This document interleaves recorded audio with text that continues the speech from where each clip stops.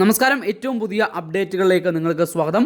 നാളെ ദിവസം ഹർത്താൽ സംബന്ധിച്ചുള്ള ഏറ്റവും പ്രധാനപ്പെട്ട കുറച്ച് കാര്യങ്ങൾ നമുക്ക് ഈ വീഡിയോയിൽ ചർച്ച ചെയ്യാം. പൊതുഗതാഗതത്തെ സംബന്ധിച്ച്, അതുപോലെ തന്നെ കേരളത്തിലെ ഹർത്താലിൻ്റെ അവസ്ഥ, ഇതെല്ലാം വീഡിയോയിൽ പറയുന്നുണ്ട്. വീഡിയോ മുഴുവനായിട്ട് കാണുക. അതുപോലെ തന്നെ കലാലയങ്ങളുടെയും സ്കൂളുകളുടെയും കാര്യം എല്ലാം വീഡിയോയിൽ നമുക്ക് പരിശോധിക്കാം.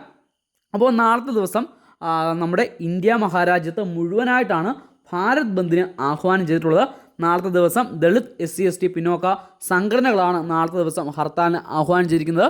അപ്പോൾ ഇവരുടെ പ്രധാനപ്പെട്ട ആവശ്യം നമ്മുടെ പിന്നോക്ക വിഭാഗങ്ങളുടെ പ്രത്യേകം സാമ്പത്തിക അടിസ്ഥാനത്തിൽ സംവരണത്തിന് പരിഗണിക്കുന്ന ഒരു രീതിയിലേക്ക് സുപ്രീം കോടതിയുടെ ഒരു തീരുമാനം വന്നിരുന്നു. ഈ തീരുമാനം പിൻവലിക്കണമെന്നുള്ള ആവശ്യവുമായി ബന്ധപ്പെട്ടാണ് ഹർത്താലുമായി ഇപ്പോൾ മുമ്പോട്ട് പോകുന്നത്.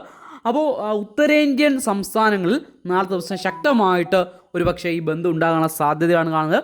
പക്ഷേ കേരളത്തിൽ പൊതുഗതാഗതത്തെ ഹർത്താൽ ബാധിക്കുവാനോ അല്ലെങ്കിൽ സ്കൂൾ കോളേജുകളുടെ അധ്യയനത്തെ ഈ ഒരു ഹർത്താൽ ബാധിക്കുവാനോ സാധ്യത കുറവാണെന്നാണ് നമുക്ക് കിട്ടുന്ന റിപ്പോർട്ട്.